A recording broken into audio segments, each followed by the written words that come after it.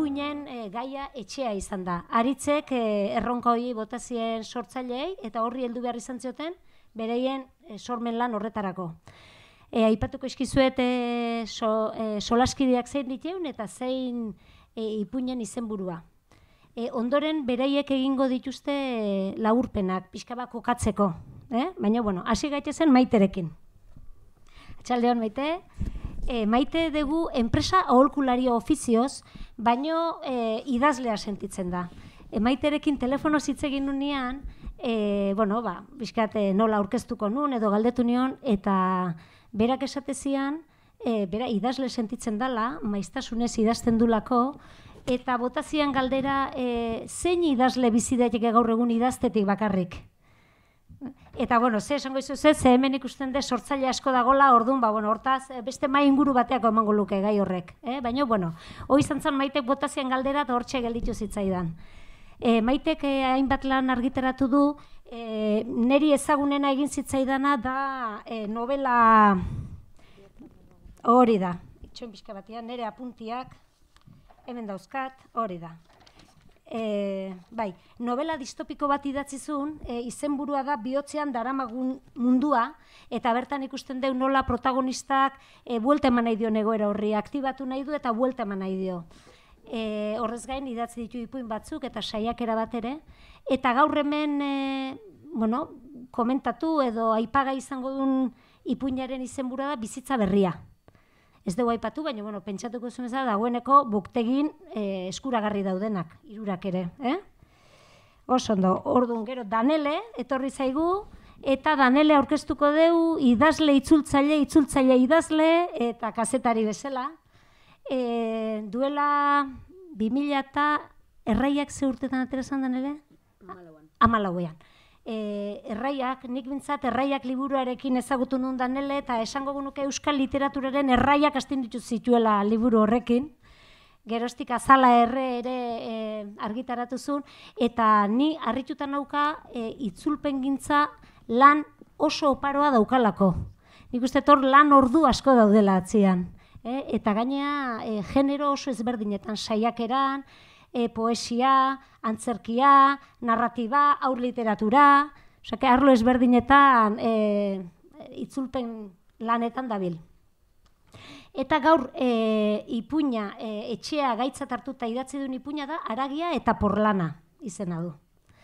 Eta gero Mikel Soto dakau, txokuan, berez, hirugarren ipuina da Aparejadorea eta Edorta Jimenezek idatzitako ipuina da, baina berak etorri ezin zuenez, bere konfiantzako pertsona batengan utzi du ardura hori, eta Mikel hemen dakau gurekin, Mikel gutako askok ezagutu deu Txalapartako editore bezala, nik bintzat horrela ezagutzen nun, eta lanaiak bukatu zitunean, ezagutu genion beste arlo bat eta izan zen poesia liburu zoragarri batekin, izenburua Suak pizten direnean, poesia liburu gogor bezain eder bat aurkeztu zigun. Eta gaur, esan da bezala, egingo du Edortaren lekuan egongo da, beretik ere hitz egiteko esan diogu, eta beak aipatzen zian Edortan izenean ere, ze bere editore izan da urtetan Txalapartan zegoen bitartian. Alere gaurko titularra barregarriago egiten zait, nire Aitaginarrebaren etxea defendatuko dut. Bale, oain datu bat gehiago daukazu orduan, Mikel da Edortan arteko harremanaz, oso ondo. Bale, hoitxe pixkat aurkezpenak eginda, orain ingo dugu buktegin oso gustoko duten dinamika bati helduko diogu. Eta da, katea egitearena. Elkarriz katea oso ezaguna da buktegin, eta guk egingo duguna da, norberak bere ipuina kontatu beharrean, batek bestearena kontatuko du. Orduan, Mikel hasiko da, Maiteren ipuina labur bilduz hasiko zaigu, eta horrela, gero solasaldian sartzeko pixkat zuek ere kokatzeko. Zure kontu. Maiteren ipuin eder bata eta hurbila egiten zaigu, nire ustez, kontatzen du zerbait guztiok bizi duguna eraren batean edo bestean. Lagunei seme alabak euki behar zituztenean beti esaten nien, entzun dudanez lehen 30 urteak okerrenak dira. Eta gero pentsatzen hasita, lehen 30 ez, lehen 40ak akordatzen da. Ze nire belaunaldian behintzat oso ohikoa da, halako, bueno, krisis de la mediana edad euskal oseukiko dugun, baina 30 urterekin apurketa sentimental bat euki eta etxera itzuli behar hori.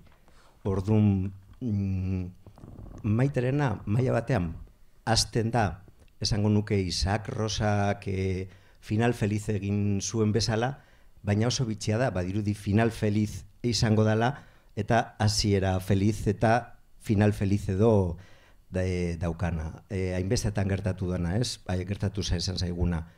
Atzera begiratzen duzunean, harreman batean, kontatzen hasten zara, hasierak, horretxeek ere badute lekuan, horretxeak ez dira norberarenak, okupatutakoak dira, eta badauzka niretzate crescendo pare bat oso onak, bata nire ustez ipuinaren bihotzean dagoena atzera begiratzen duzunean, eta une batean sentitzen duzunean, hor apurketa bat dago. Bazegoen gauza bat gertatu zen, eta hor konteniturik daude gero egongo direne apurketen zerak. Lagun batek bazeukan esaldi bat, asko gustatzen zitzaiana, bikote batean lehen eztabaida eta azken eztabaida berbera dira. Eta badago halako puntu bat.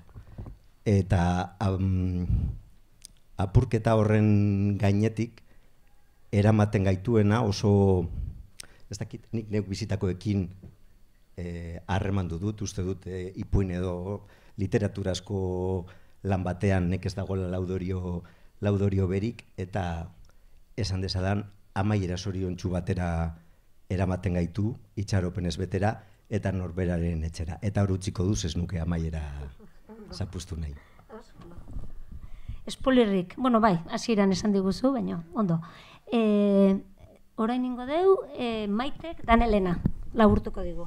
Aragia eta porlana da Daneleren ipuinaren izenburua, lehen bakartxok esan digun bezala.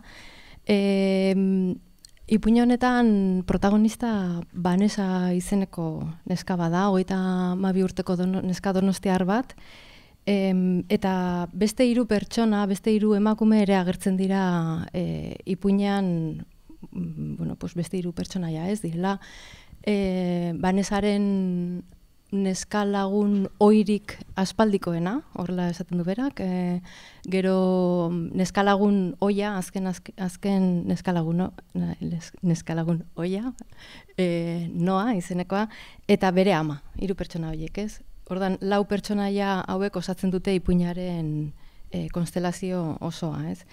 Ipuina lehen pertsonan kontatua dago, eta azken atala ezik, azken atala ja bigarren pertsonan dago, gutun bat baita justu Noari idazten dion gutun bat Vanessak, eta badauka bitxikeria bat dela ipuinak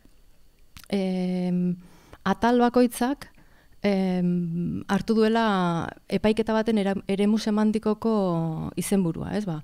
Atal batek izena du aurrekariak, beste batek susmagarriak, beste batek ebazpena, horrelako izenburua jarri dizkio, ez? Horrek eta beste kontu askok egiten dute ipuina naiz eta lehen irakurketa batean oso ondo ulertzen den, ez duzu berriz irakurri behar jakiteko zer gertatu den ipuinean, ez oso ondo ulertzen da zer gertatu den, baina berriz irakurrita bigarren, hirugarren edo laugarren irakurketa batean, ez edo entzuten baduzu badagoelako audioan ere, gauza gehiago nabaritzen dituzu, ez? Geruza asko ditu. Zer kontatzen digu Vanessak, ez? Nik uste Vanessak kontatzen digula bere 32 urte hauen laburpen bat, oso bueno, pues hain horri gutxitan, nik uste dut hainbeste gauza kontatzea kontatu dituenak, baina gauza gehiago kontatzea ezinezkoa dela, ez? Kontatzen digu bere bizitzako hainbat gauza oso garrantzitsu, ez? Kontatzen digu adibidez, nik spoiler pixkat egingo dut, armairutik atera zenekoa, ez? Eta horrek amari ze tristura suposatu zion, eta ze sentimendu kontraesankor, eta horrelakoak. Kontatzen digu, baita ere, gurasoen etxetik atera zenean, hasi zuela ibilbide bat berarentzat askatzailea izan zena, ez? Bere buruarekin askoz ere konektatuago bizitzeko aukera eman zion ibilbide bat, ez? Baina era berean, ibilbide hori askatzailea izanagatik ere, jartzen ditu hainbat puntu, erakusten dutenak nolabait bizitza zaila dela, konplexua dela, kontraesanez betea dagola, ez? Adibidez, lanaren inguruan hor badago kontraesan bat edo zerbait deserosotasun bat sortzen diona banesari dela lan egin behar duela, ez berak sinisten edo nahiko lukeen gauzetan, baizik eta dirua lortzeko behar duen gauza horietan, ez? Eta horre gainera zalantza sortzen dio ea bere harreman eremua ez ote dion aldendu. Eta baita ere harremanen inguruan, ez? Harremanak ze zailak diren, ez? Agertzen du, ez? Irakurriko dizuet, horrela parrafo txiki bat, ez? Bera momentu batean iristen da, konturatzen da bere neska lagunarekin harremana ez dagoela oso ondo, eta esaten du, ez? Esan nion hauxe naiz. Esan nion hauxe nahi nuke. Esan nion zuk ikusi lastana. Nik neuk ikusi nuen ordea, alakorik lehenago planteatzea eragozten zidan errezeloak bazuela funtsik. Elkarren neskalagun oiak bihurtu ginen. Ez, hori da, horla moztu zuen bere neskalagunarekin, ez? Eta gero, beste aitortza batzuk ere egiten dizkionak bere buruaz, konturatu den hainbat gauzei buruz, eta zan nahi dut, pixka bat hori, ez? Alde batetik bide askatzaile bat hasi duela, baina gero bizitzaren kontraesanak, bizitzaren zailtasuna, hor dagoela, ez? Detaile gehiago badakizu, buktegi.eus. Eta Danele, orain, edortarena. Laburtuko digu. Saiatuko naiz, niretzate ipuinontako ezaugarri deigarrienak edo egin zaizkidanak aipatzen. Esan dezuen bezala Edorta Jimenezen liburu ipuina deitzen da Aparejadorea, eta justu ere ipuinaren narratzailea Aparejadorea da lanbidez. Eta horrek ematen dio niretzat oso ikuspegi berezia eta interesgarria etxe eta eraikuntzeekiko, ez? Eta gainera nolabait narratzaileak dioen bezala somatizatu egiten ditu eraikinak, orduan horren bitartez nik uste dut idazleak lortzen duela hirigintzari eta etxe bizitzen eraikuntzari buruzko hainbat gauza agerian jartzea eta espekulazioari lotuak ere bai, eta nik uste dut alderdi hori badagoela, ez? Korronte bat bezala zeharkatzen duela ikuspegi kritiko sozial horrek zeharkatzen duela ipuina. Eta beste alde batetik badago esan dezagun Aparejadorearen beraren harremanak ere berriro ere aurreko bi ipuinen deskribapenean ere aipatu dezue bai Mikelek eta bai Maitek, eta etxeak jende bezala, jendea etxea dan, ez dan. Eta kasu honetan Aparejadoreak bere emazte oiarekin esan dezagun daukan harremana, seme-alabekin daukan harremana, bisemeekin, eta beste lagun batekin daukan harremana ere bai agertzen da, orduan zailtasunak, komunikazioak, ez komunikazioak, eta hori guztia oso ondo txertatua dago etxeen imaginario horretan. Eta gora ipatuko nuke idazkera ere bai, noski oso, ohikoa den bezala Edorta Jimenezen prosa oso indartsua da, eta nik asko gozatu dut irakurketan. Tarte hon bat pasan nahi bazue, gomendatzea izue, oso personaje kuriosua da Aparejadore hau gainea, oso kuriosua da. Orduan, ja pixka bat helduko diegu solasaldiari, eta hasteko galdetuko nizue zuetako bakoitzari, Aritzek, butegiko aurpegi ezagun eta buruak, etxea gaitzat emantzi zuenean, zer eragin zuen zuengan. Batetik zer muitu zitzaizuen edo zer sentitu zenuten, eta gero batez ere nola heldu zenioten sormen lanari gai hori hartuta, eskuartean hartuta. Hasiera batean, nik uste dut ideia zaparrada bat etorri zitzaidala, ez? Etxea zer da etxea, ez? Gauza asko da, baina, bueno, pues, gauza oso simple bat izan daiteke, ez?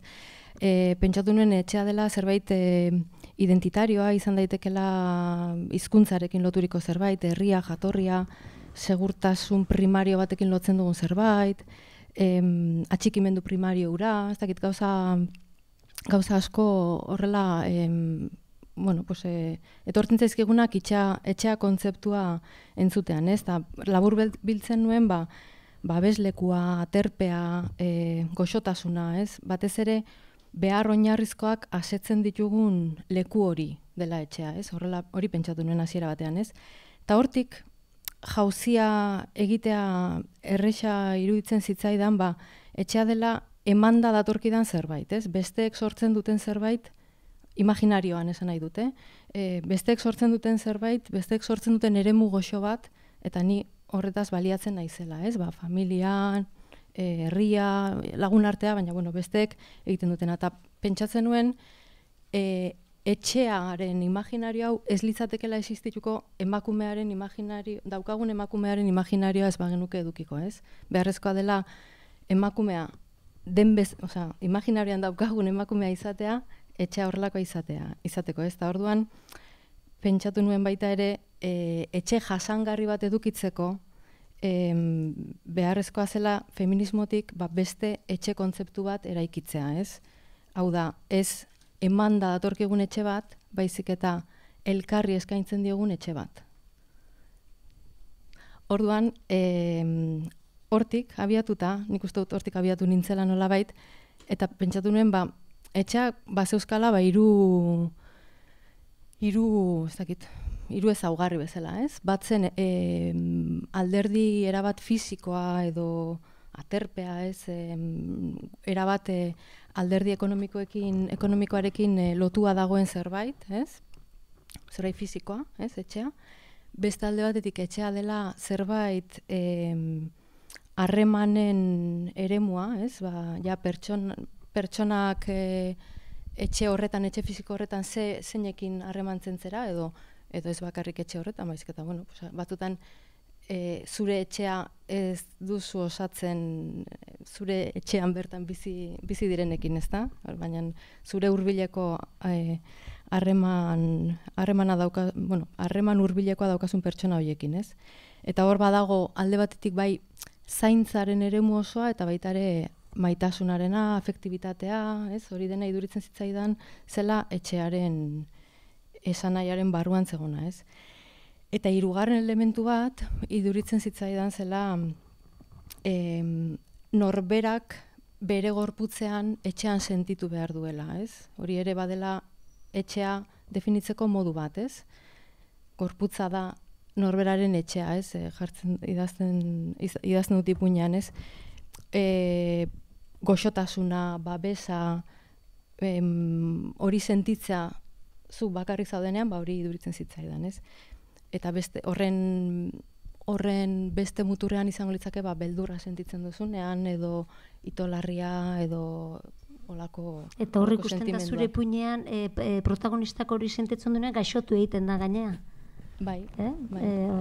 Ondo ez dagoenean, edo, ez? Beldurtuta dagoenean, edo ez? Gaixotu egiten da. Bai, eta erabaki hartzen duenean aurre egiteko, orduan ja, hobeto sentitzen da. Nik uste, batez ere iruditu zait, ideia hori azpimarratzen dezula asko, ez? Gorputza etxea da.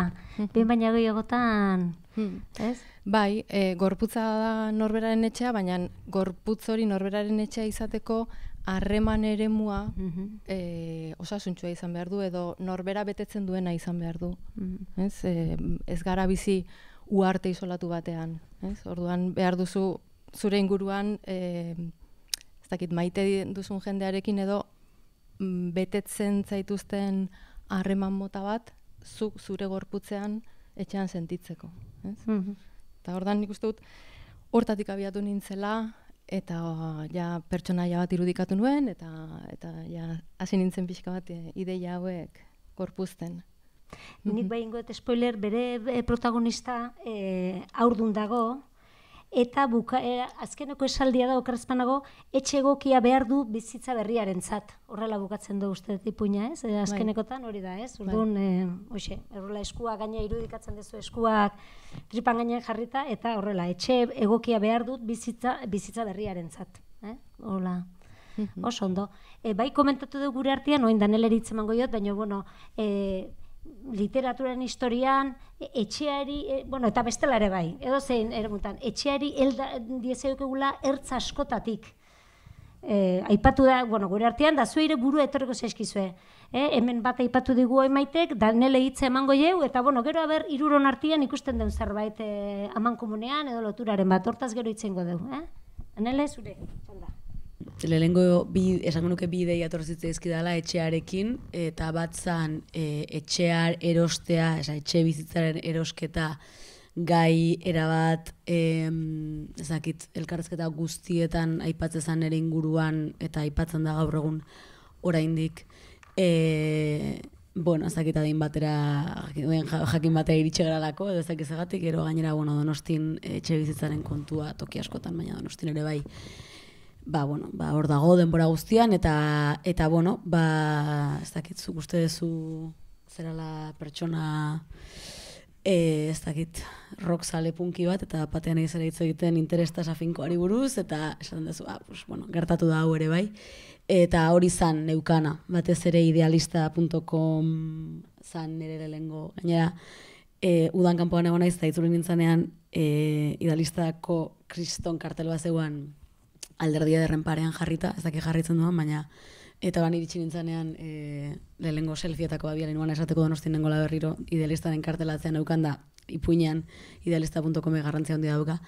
Orduan zan pixka bat, hori, etxea erostearen momentu hori, eta gero bestea zan gurasoen etxea. Zan bestea etorretzen nago gora gurasoen etxea, hori zan nakan ideia, eta bi ideia jotatik tiraka hasi nintzen idazten, eta niretzat importantea izan zen batez ere topatzea nola zetonutan idatzi, eta gogoan daukat orduan irakurri nuala Renata Adler idazle estatu botoraren liburu bat, enez gogoratzen oso nola ditzezan, beze bi irakurri nitun. Oso gauza fragmentarioak idazte ditu, eta fragmentuen artean ez dago lotura hundirik, ni ideia horrekin hasi nintzen, gero nire ipuina ez da horrelakoa, baina bai nahi nuan nolabait ez dakit, zatikako egitura bat eskatzen zian edo, eta baita ere nolabaiteko zati batzuk objektiboagoak edo izatea, kontatzea gauzak, bai, ez dakit modu objektiboan, baina bai modu nolabait hotzagoan, gero pasarte bat ez da bat ere hotza, baina horietako batzuk bai, hola izatea, bi pasarte esango nuke, azkena eta luzeen ez diala inotzak. Eta horrek eman zian pixka bat abia puntua eta horrekin hasi nintzen. Danelek aipatzen ditu bere testuan aipatzen du haragizko etxea eta porlanezko etxea aipatzen ditu. Eta ikusten dugu ipuinean nola bere protagonistak haragizko etxearekin bat egiten duen neurrian edo gaidanean bere haragizko etxea besarkatzeko, berak espresio hori erabiltzen du, haragizko etxea besarkatzeko gai sentitzen denean, gai da porlanezko etxearen gaiari heltzeko. Esan dezagun, ez? Orduan hor ikusten da haragizko etxea eta porlanezko etxea. Eta ikusten du ibilbide hori egiten duna, eta badauka pasarte batian urrenkera bat oso intenso hori da esan dezuna bat, ez? Hor bere, haurtzaroa eta beste hainbat gai epatzetuna. Eta, Mikel, zure txanda, zuretik, edortanetik, iruditzen zaizuna. Nik galderaren parte bat pasako dut urrengo atalera, ondo datorki delako, baina bai etxeak edortarengan eta edortaren obrarengan dauzkan bi alderdi o bi zurialde aipatu nahiko nituzke. Alde batetik literaturan paisaiak askotan barne paisaiak dira, eta etxeek badute hortik iratik esaten dut, nik askotan idazten duzunean zure norberaren katedrale intimo horretan zaude, eta hor abiatu zen aspaldi Edorta Jimenezen literatura. Azken fusila etxe batean hasten da, persona bat dago, etxe horretan, ez dago ondo, da hasiera oso berez ez du ezer kontatzen, baina zerbait gertatzen ari da. Eta une batean atean jotzen dute, eta berak badaki atea zabaldu horretik ere nor den, zer den. Batzuetan, gure baitan, badakigun bezala iraganeko zerbait etorriko dela, zerbait ondo itxia ez dagolako. Eta Edortaren literaturan errepikatzen den zerbait. Egia esan, etxea eta literatura, nazioartekoa, Euskal Herrikoa eta apunteak hartzen hasi nintzen, eta horri oso bat neukanen esan, bueno, utziko dugu, bestela tesilan bat izango da. Baina Edortaren kan badauka beste parte bat, eta da, Edortaren etxea bere bizitzan eta nire bizitzan betetzen duen partea ez da makala. Asko labur bilduz, Edorta bizi den etxea, elkar uler dezagun, PNV-ko fontanero batena da, gauzak egiten dituzten bezala egitera ohitua dagoena, eta halako Edortak esaten du, nik askotan komentatzen dut, argitaratu gabe geratu zaizkidan liburuen artean, pena gehien ematen didana, nahiz eta berak ez duen oso ondo ulertzen da, Edorta Jimenezen teorien liburua. Badaukalako teori bat gauza askotarako, eta bere teorietako bat, baina nik uste dut arrazoi handia daukala da, bere etxea Borgesen El Alef moduko bat da, badakizue. Da puntu bat, kale kantoi batean dagonean, non unibertso guztia ikusi egiten den. Edortaren etxetik ikusi egiten dana, da PNV-ren ustelkeriaren unibertso guztia.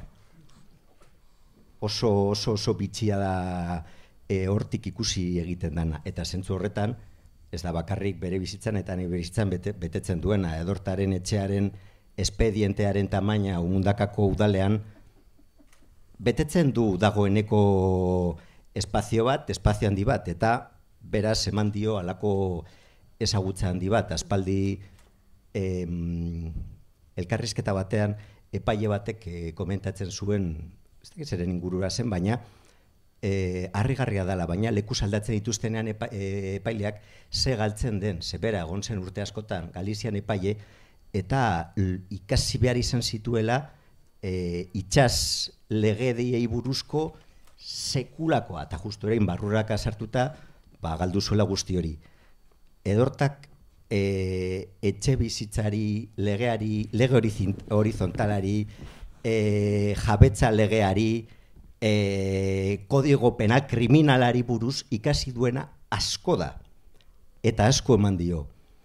Eta esango nuke berarengan, une batean, aipatu duzuzuk, eta berak ere, ez dakit zein den esaldi zehatza, joera neukan eraikinak somatizatzeko.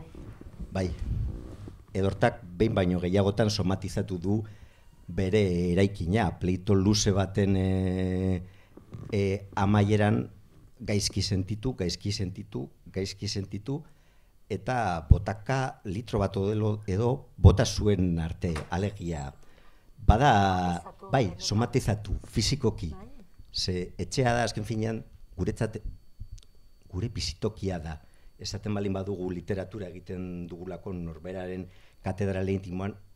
Katedrale intimo hori normalean, etxean bezala sentitzea esan da, etxean sentitzen duzu. Eta zure etxea erasotua denean, oso zaila da ez somatizatzea. Beraz, badauka Edortarengan etxeak bertiente handi bat, esango nuke literarioa, esan dudan bezala horrazten da bere literatura, eta beste bertiente bat politikoa. Ez Alferrik berak ere, bere lehenengo liburuetariko batean, pixka bat Arestiren tradizioa berreskuratzen zuen, eta zilegi ikusten zuen, eta beharrezkoa literaturan aitaren etxea defendatzea, baina berak esaten zuen, nik ez dut inoren banketxea defendatuko. Eta hortik ere badauka etxea Edortan. Orduan, aparejadore izena du, baina abokatua izan ziteken ere, ez? Esan dizunagatik. Bai, aritz, urrengo edo jaialdirako beste gai bat behar baldin baduzu, badaukazu aditu bat. Oso ondo. Bueno, oain pixka bat, leheno komentatu duna, ez? Etxearen gaiari heldakioke ertz askotatik. Eta hola gainetik esan da, nik, hemen bai komentatu dugu,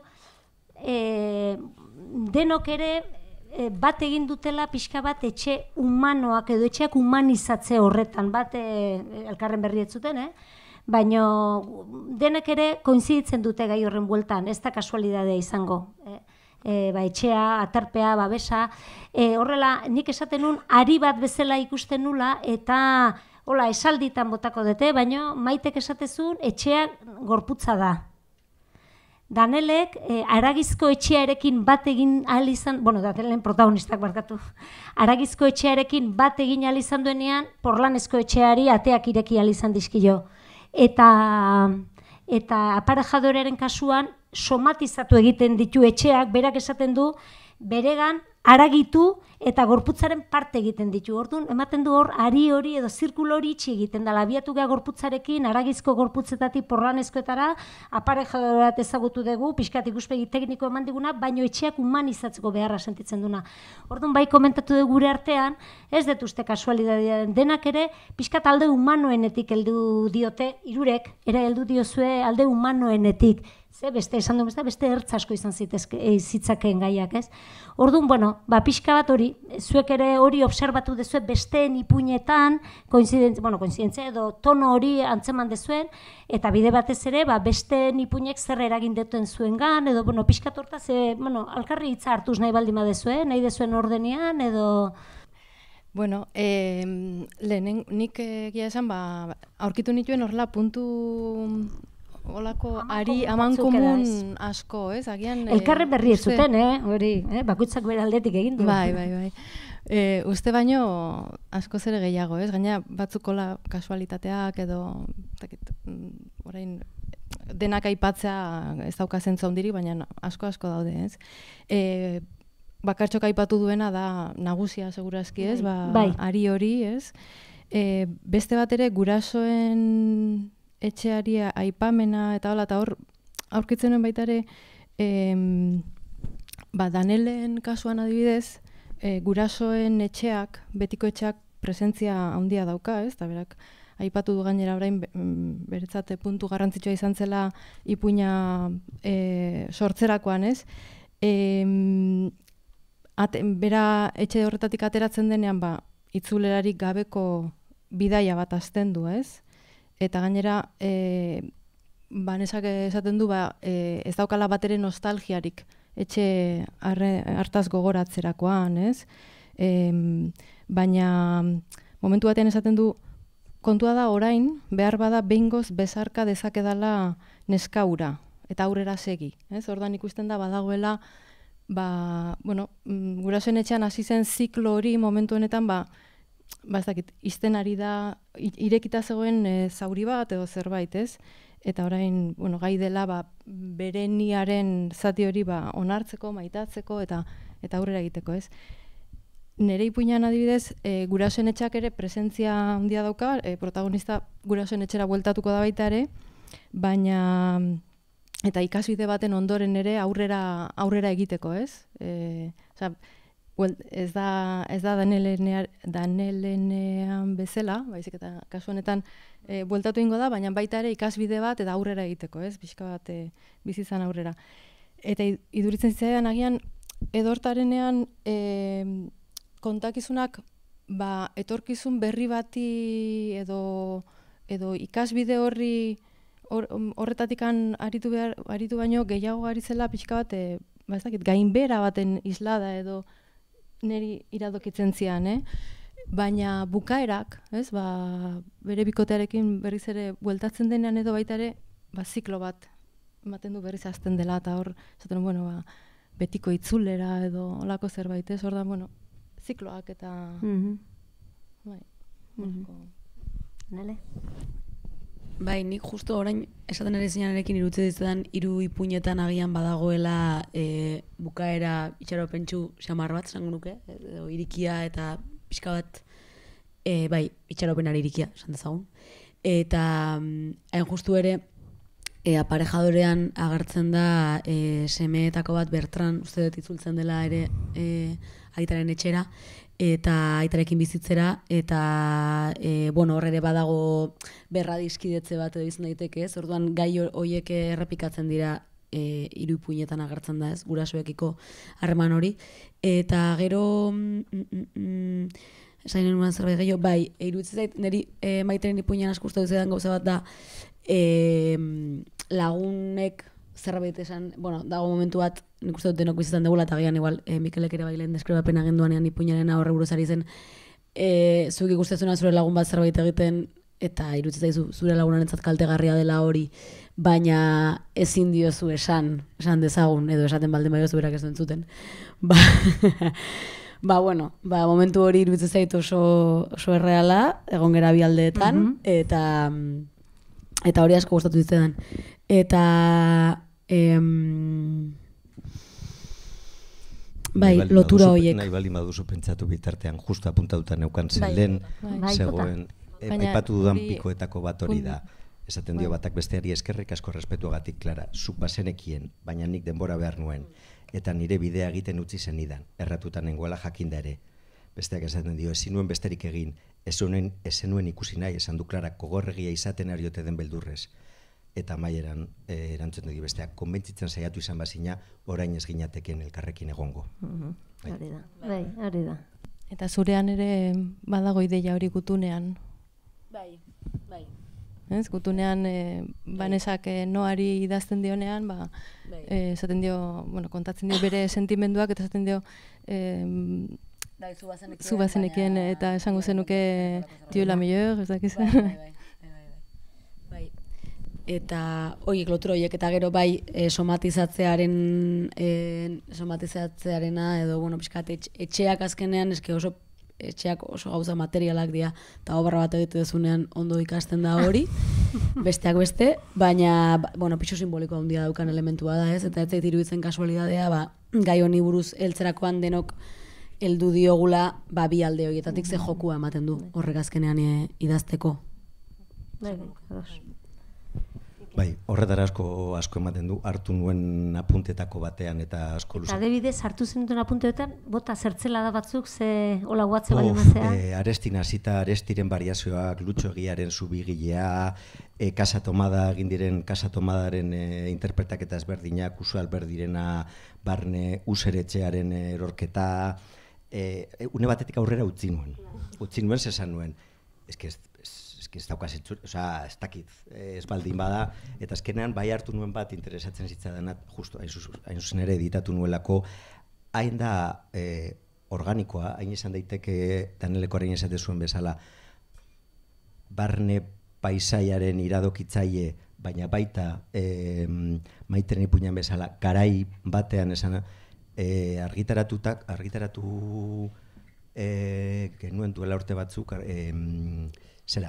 neguko egunerokoa, Paul Austerrena, eta berak, liburu horretan, bere biografia egiten du, bizi izan den etxe ezberdinak kontatuta. Eta ze ondo pentsatuta, ze oso ondo ematen du, ez bakarrik kontatzeko bere bizitza baizik eta esperientzia bakoitza. Eta esan dut aurreko erantzunaren parte bat oraingo utziko nuela, edortak eskatu zidanean hau egiteko, ez nintzateken egiten ari naizena egitera ausartuko edo zein egilerekin. Norbera bereaz den lan bat defendatzeko egilea behintzat biziri dagonean, bada zerbait. Baina edortaren literatura asko ezagutzen dut. Eta liburua, ipuina irakurtzen hasi nintzenean, joan nintzen, erabatean pentsatu nuen leku baterantza joan zitekela, eta gero une batean sentitu nuen iparrorratz batean iman bat jartzen diosunean atzetik, eta une batean mugitzen hasten da, erdian noragabetuta gelditzen da, esango nuke, eta maieran badoa berriro beste argirantza. Edortari tal cual esan nion. Eta ez dakit bera une horretan konturatu zen, esango nuke baiet esan nuen, ja. Badakizu gertatu zen, ipuina idazten hasi nintzenean posin nengoen, alain nengoen. Eta ez naiz akordatzen zenbatzen ze Worden irakurren hasiera batean. Eta Wordaren posgarren folioan edo gertatu eta bere etxeko nagusi pasapizti horrekin beste movida bat berriro epaitegiekin eta azken, bere etxearen azken dramaren azken kapitula, baina ez azkena momentuz. Eta, bizitza berriro gogorra izan da, eta beste une horretan apurtu egiten da zeraman norabidea, gelditzen da nire ustez ez erdian, ez du ondo hartzen, bere ere hartu zen orduan, eta amaieran ikuste dut bere literaturarekin oso koherentea den argirantza egiten du. Horregatik ez dut baztertzen aparejadoreak beste bizitzaren bat eukitzea. Zen ikuste dut, hori komentatu nioanen, edorta akordatu zen, ipuina idazten hasitakoan, aritzen enkargoa jasotakoan, norantza eraman nahi zuen, eta zoritzarrez ez etxe literario simbolikoek batzuetan, gure etxe fisikoek sortzen dituzten arazoak sortuta beste norabide bat hartu zuen ipuinak. Orduan, argi dago, norberaren egoera personalak edo animoak edo eragiten dula idazteko momentuan ere, ez? Komentatu deu, 3 ipuinetatik bitan konfinamentua, pandemia eta konfinamentua gaia ateratzen dira. Eta, ni sortzaileei, hitz egiteko gure esan dudanean, entzun ditutenak, ez? Eta hori planteatu nahi hirurei, nola bizi izan zenuten zuek egoera hori, ez? Etxea, konfinamendua, etxea, eta sorkuntza lana. Nola bizi izan zenuten etapa horretan, ze, entxe Mikelek esan digu, nola eragin dezakeen egoera animikoak ipuin baten garapenean bertan.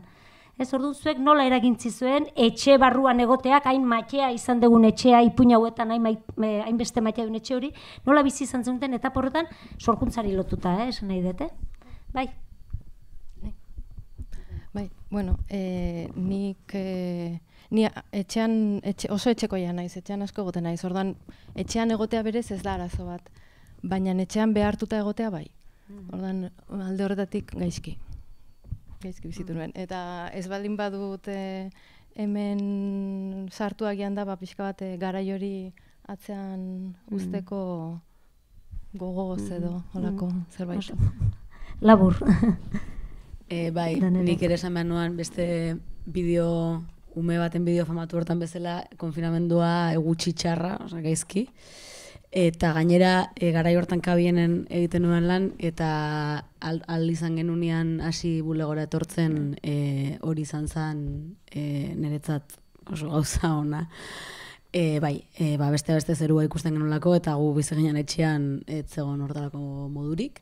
Eta ez lan asko genuen, ordainpeko lana, eta pasa zen. Hori sortzaile askok esan dezu ez, etxean, egoterakoan, sortzeko ematen dula, betxeko patxadan, aprobetxatuko de sortzeko, baina zailtasun hori, ez? Nik eroen ez da irakurri. Nik ero esaten nuan, nahet, orain konfinatuko bagintuzte, orain, ondo, usteet, bete guztaratuko dituzkela. Baina, ez broma da, baina momentuan ez, gaizki. Eta Mikel? Kontatuko dute, hortaren hasi ikusgarria iruditu zitzaidan. Batzuetan, bizitzak ateak izten dizkizunean, aukera baldin badokazo egiteko barruko ateak zabaldu behar dira. Eta hortaren erabakia hori izan zen. Ikusunean, izten gintuztela, izan zuen, euki ditudan nik ez dut lortu Edorta Jimenezen teorien liburua egitea, baina Edortak bere karreran zehar 1000 gauza egin ditu, baina 1000 gauza geratu zaizkio egiteke. Eta esan zuen, hau da unea pendiente neukan horietariko bati heltzeko. Eta hasi izan, Sabino Aranaren alarguna izan dakoari buruzko lan bat idazten, eguneroko moduan ere funtzionatzen zuena. Ni lehenengoa irakurrenean iratiren komentan, ostia, ona, eta hirugarrena irakurritakoan uste dut zuzenean Edortari idatzi niola, eta hurrengo egunean esango nuke Xabier Mendigureni, esango nioke hor liburu bat aterako da berez. Eta izan ere literaturalako gauzetarako oso importantea da. Mafaldaren txiste batean agertzen da, ez dakitzen egin dago ez da behatzen zen, es que algunos tenemos pastito interior, barruko alako belardi bat. Eta belardi hori elikatzeko literatura oso importantea da. Zure baitako eremu libre batelako eta maila batean amaiezina. Nik ere bizigune batean etxeari buruz hitz egiten denean, kartzelan egon nintzenean, beti egiten du txiste bat, kartzela daukan gauzarik okerrena da, atea kanpotik itxi egiten dela.